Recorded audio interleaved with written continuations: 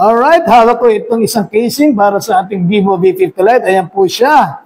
Ang gandang casing nito. Ito po ay made out of acrylic material, kaya hindi ito basta-basta maninilaw. So, lagay po natin dito sa ating sample unit dito mula sa ating mga kaibigan sa Vivo Custom Spares, SMC Rosario.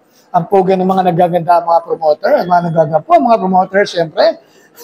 At ilagay po natin dito sa ating casing ngayon. Kitang-kita po natin. Ayan po, nakaangat po ang kanyang bumper protection para sa camera lens at flash niya.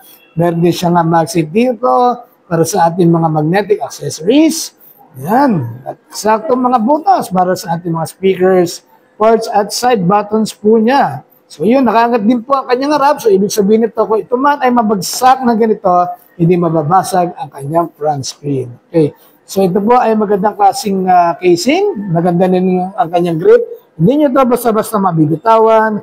At ang gusto ko pa rito, ito po ay mabibili lamang sa murang halaga. Kaya ano bang inaantay nyo? Kung kayo ay nagme-may-ari nito, itong cellphone na ito, aba, ilagay nyo na sa yellow basket.